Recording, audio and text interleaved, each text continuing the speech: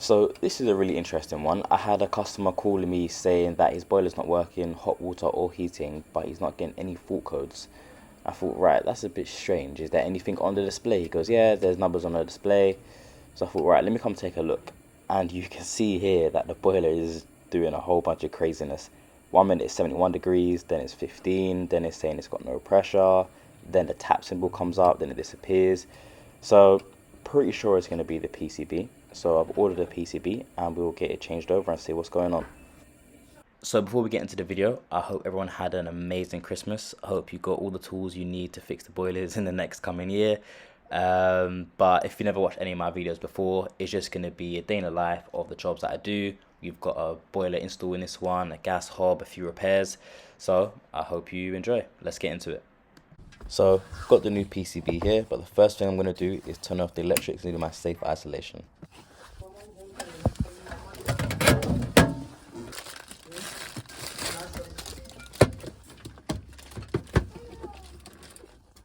And that is our PCB right there. So changing the PCB is always really simple. It's kind of just plug things out, plug things in. So first thing we're going to do is just undo the cables going into it.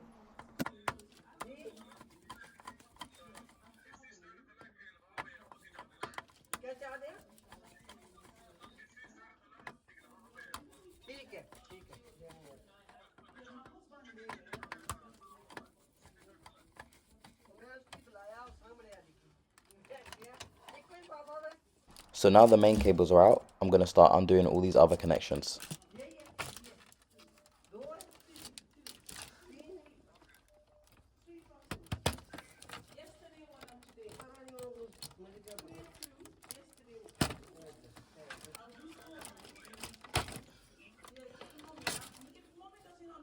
So now there's no more main connections going to the PCB, we just have to undo the clips.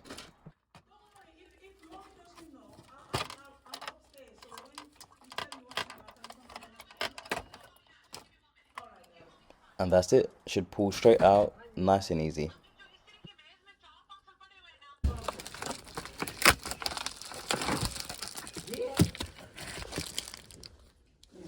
So in terms of the new one, I'm just going to quickly rotate these so they line up with the old one. So then when it comes to the knobs on the boiler, they should line up nicely.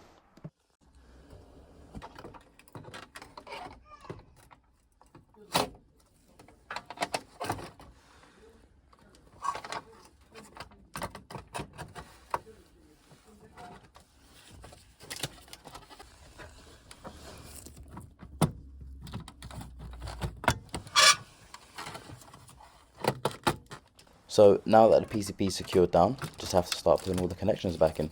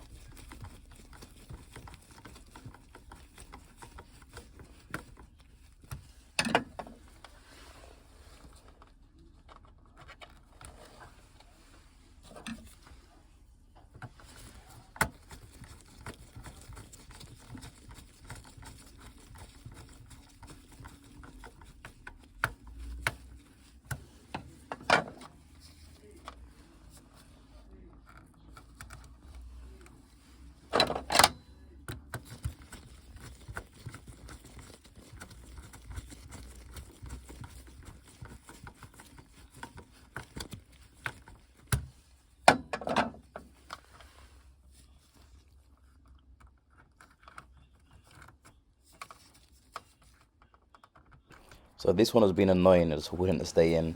So I had to use two hands to keep it in and tighten it a little bit.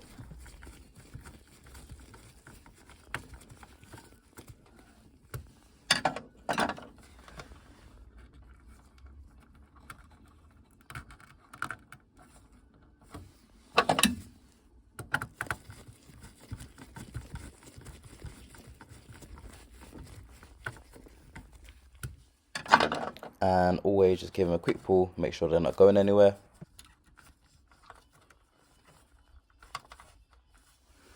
So now that that's all done, we just have to turn on the boiler and set up the PCB. So in the packaging of the PCB, Vaillant give you this cool little book that you can look at to know what code you need to put in depending on which model you have.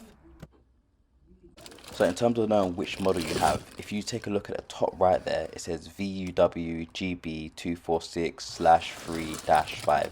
So now we just have to find that in this book, which is right there. So when I go into the settings, I'd need to put in 6. So you can see straight away now, as soon as I turn the boiler on, the PCB is fine. It's not doing that whole crazy Harlem shake thing anymore. So just have to program it and it should be all good.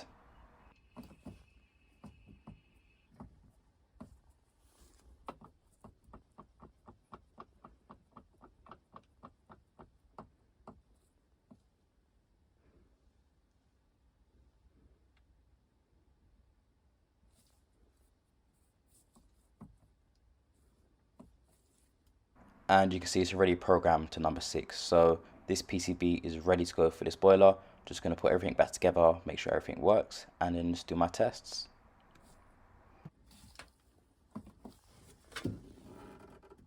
So just turn the heating on and let's see if it fires up now.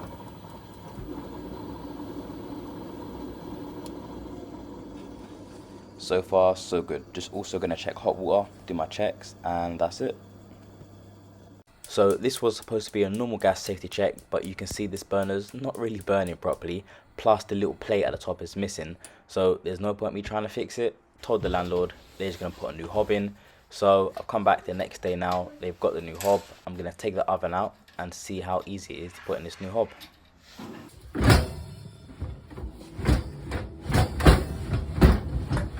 Right, so now that the oven's out, I can see the pipe work. I hope that the pipes line up the same. It's always lovely when you take out a hob and the next one just fits in perfect with no pipe work. It's rare that's the case, but I'm still hoping. So done my tightness test, isolated the gas. Now I'm going to start taking the hob out.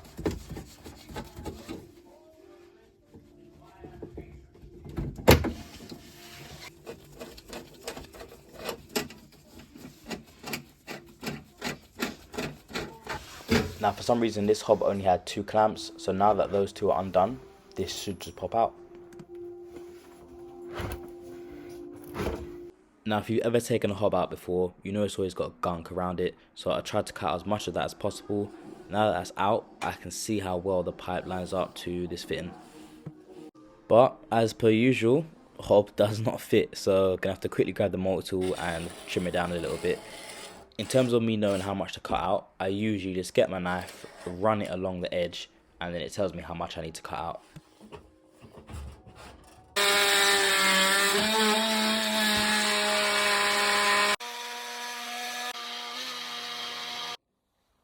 But that's it, all trimmed, so now hopefully the hob just slides in perfect.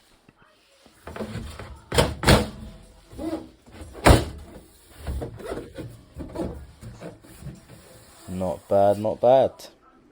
So now the hob fits in perfect. I've wrapped some gas PTFE around the hob, and now I'm going to put my hob connector on there.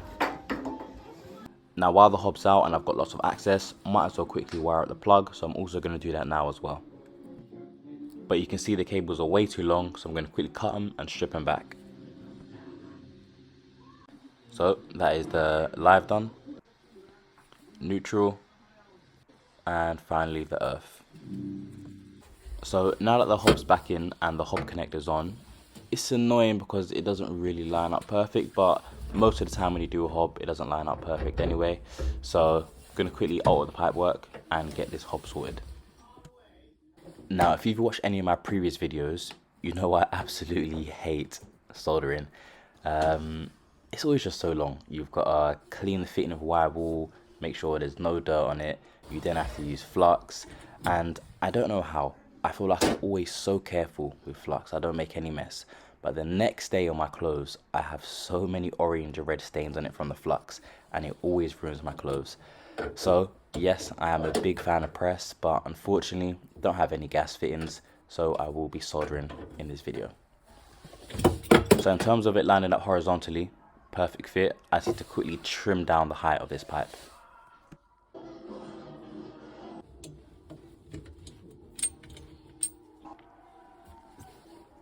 So cut that pipe down now, and you can see should line up pretty much perfect. So measured how much that copper pipe needs to be. I just need to cut it where my thumb is. So everything's in its correct place, all been fluxed. Now just need to solder.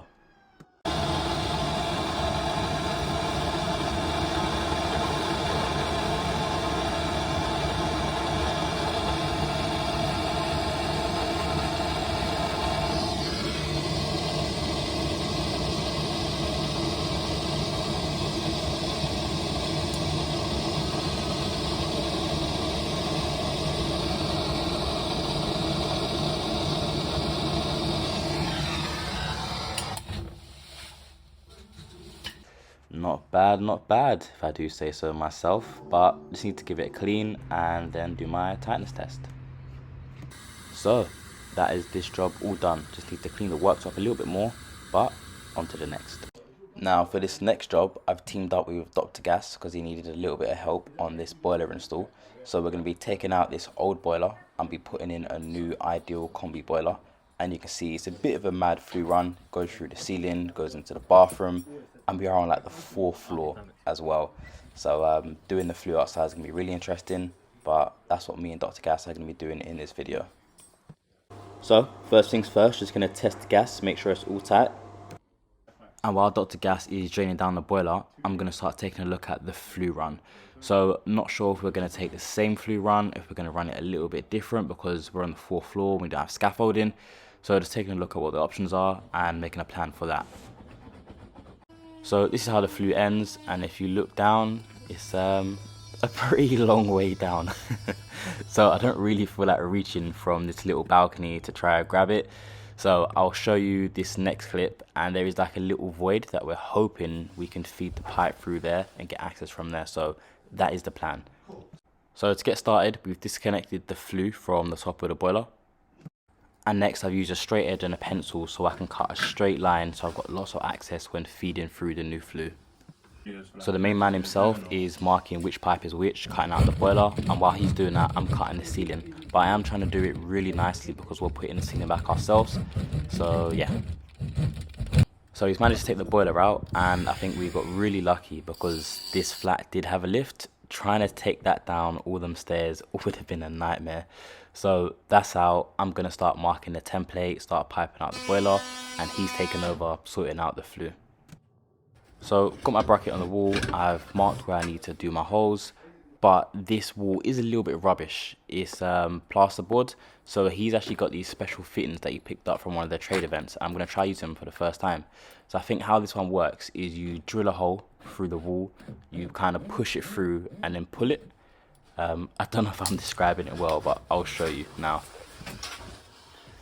And like an absolute donut, I snapped the first one that I tried to do, which is annoying because there's only 4 in a pack.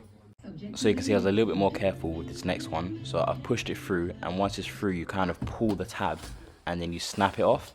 So once that's done, you can then screw it in, and I think it's supposed to hold up to maybe 30 or 40 kg, something like that. But here's a better example of me using it. So you see you push the silver head through. Once that's through, you then push the little kind of circle cone towards the wall.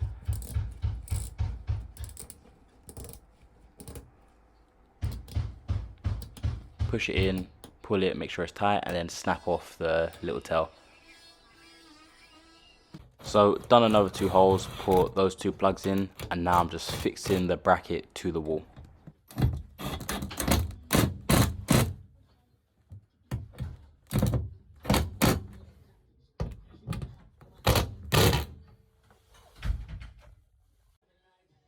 And look at that, bang on level.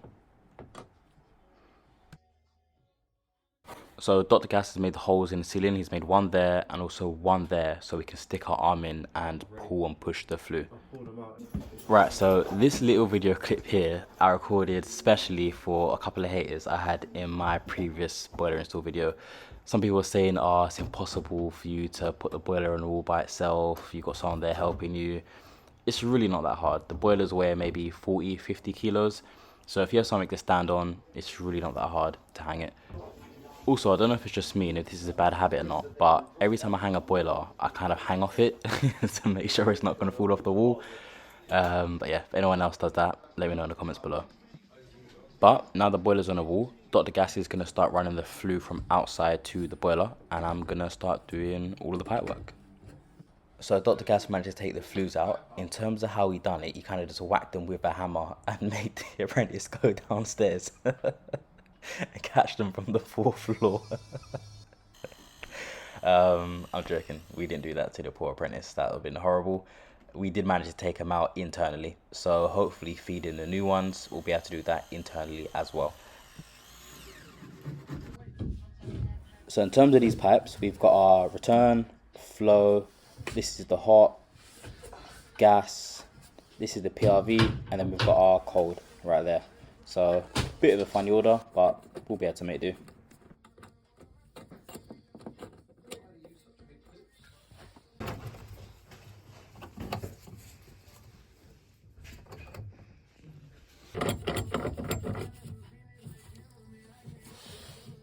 So while I'm doing these valves, you can see Dr. Gas has started running the pipe through the ceiling. Didn't need to cut as much as I did, but it's always nice to have more than less. Makes the job a little bit quicker. So we'll be able to always put it back because I cut it nicely anyway. So as you can see, all the valves are on now. Just going to put on the internal filling loop between the return and the cold, and then start piping up. So to make life easier, I'm going to plan it all out first. So I'm going to get the level, put it in the middle of the pipe, draw my straight lines, and basically draw on the wall how I'm going to run each pipe. So this one I'm showing you now is going to be the route for the flow. This next one is going to be the hot pipe, so it's going to go behind there, go to this one I'm about to touch. Then this one is going to be the gas. Then that next small one, 15 mil, is the PRV, so we'll forget about that one for now. This one is the cold here, and then lastly we've got our return coming all the way from the right, going all the way to the left here. So I've also drawn vertical lines as well, so I can have the clips in a nice straight line. So I'm just going to pop the plugs in, and then I can start screwing my clips in.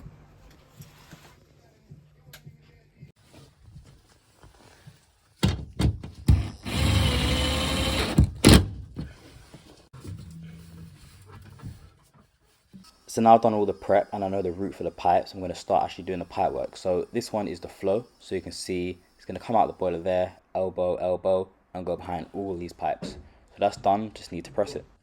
And here we have Dr. Gas hanging out the window trying to feed the pipe through the wall. If his insurance company saw this, I don't think they'd be too happy.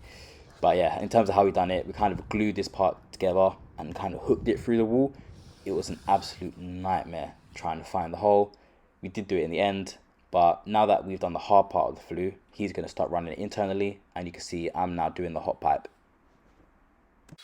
Hot pipe's all done, now it's onto the gas, so I'm going to use a little 45 street elbow going into a 22mm elbow, and again, going behind the pipes. It all lines up pretty perfect, which is really nice.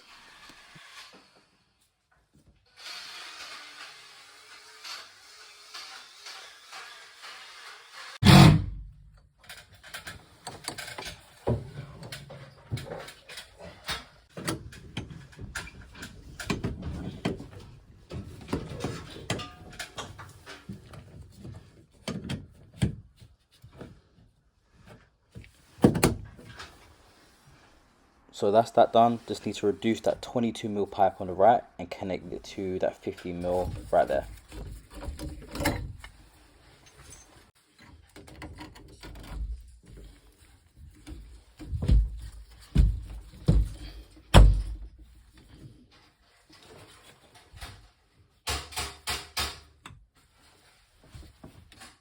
So at this point, Dr. Gas has done quite a lot as well. He's pretty much brung it to the boiler room, patched the ceiling back up. So I need to hurry up and do my pipe work so he can squeeze in here and start doing the flue inside here.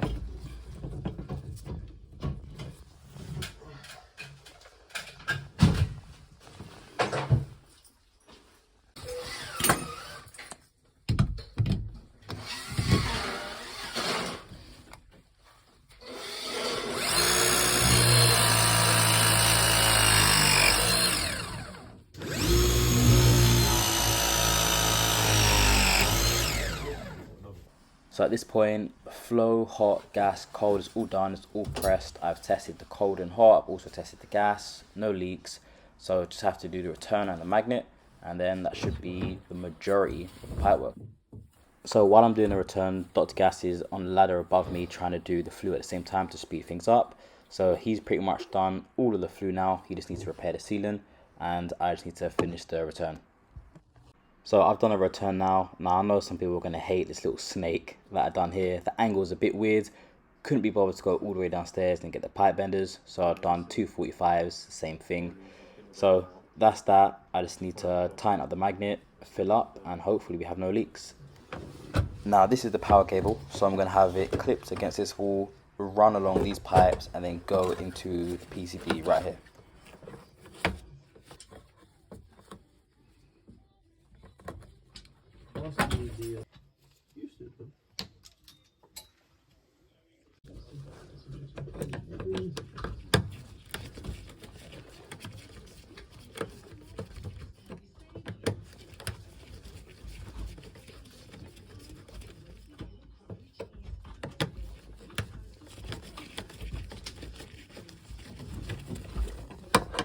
So at this point, wiring is all done, the receiver's on the wall, thermostat is all paired.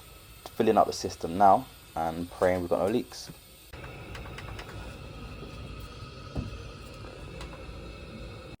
In terms of the ceiling, didn't actually turn out too bad. Managed to patch it all up. Of course they need to get a plaster in to do the decorating, but we've done most of the patchwork. So I'm just finishing off the PRV, and once I've done that, I'm then going to do the flush, and while I'm doing the flush I'll then do the condense, tidy up, but get this PRV done, then we'll move on to the flush.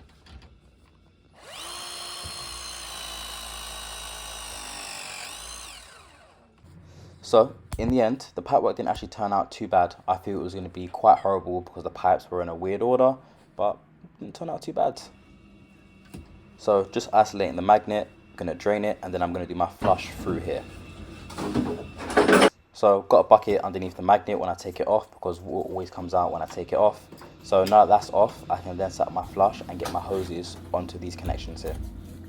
Now I know it's not the greatest to flush with the new boiler on, it is best to flush with the old boiler still on, but you got to think about it in terms of time. A flush maybe takes 2-3 hours. You don't really have that to be sitting around with the old boiler flushing it, so you can always do it at the end when you're doing your little things. So now I'm just going to open up these valves again, let it circulate, let it flush, and while I'm doing that I'm going to do my condense, tidy everything up, do all the finishing touches, and then we can disconnect it and drain it all. So for my condense, probably going to come straight down, elbow, and then go into this existing condense here. So not too bad of a run. Just going to do a few jumps, and you can see doesn't look too bad. So at this point, flush is all done, magnet's back on, we fill the system back up, and just tidy it up really now. So I'm just going to give everything a quick bleed, and that's it. So for this next job, the customer keeps complaining that the pressure is going way too high, and they keep having to top up the pressure every single day. So pretty obvious what it's going to be. It's probably going to either be a failed expansion vessel or it's just flat. So we'll open up the boiler case and we'll take a look. So just before we get into the boiler, I do get a lot of questions on why I always use this screwdriver. It's because it's literally always in my pocket ready to go, and it fits a lot of screws, and I can also use it to test electrics. So just undoing this cap, and you'll see when I go to push down on a vessel, it is as flat as a pancake. So first thing I'm going to do from here is just drain the boiler down using the PRV. The reason I'm going to use the PRV is I've already tested it and it's failed anyway, so I'm going to be changing it, so might as well just drain it from there. So this is an example of when you need to use the little extension piece for the pump, because if you've got a pump like mine, it doesn't always fit. So if I take my pump off, put that on, then I should be able to get it pumped.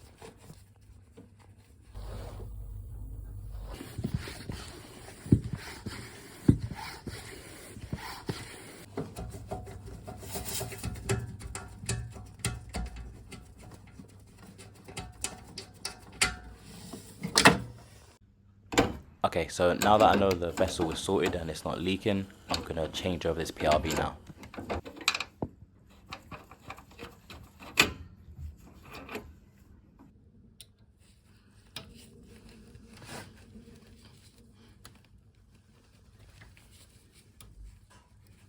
So now that screw is loose, the PRV should just pull out. A little bit of water does come, but I've got a little bit of tissue to catch it, so not the end of the world. So got my new PRV set up and ready to go. All I need to do is put a bit of grease on it and it should just slot straight in.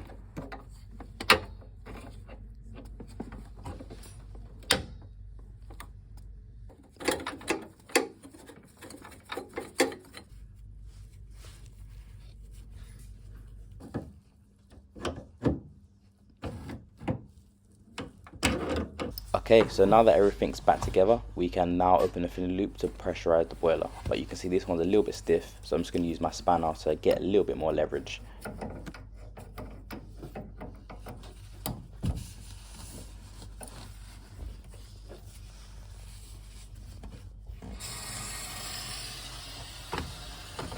So this boiler took about 45 seconds to get to 1.5 bar, so I've chopped it a little bit to make it quicker. But now that that's at 1.5, shut the filling loop and we can now fire out the boiler to make sure it's working all good.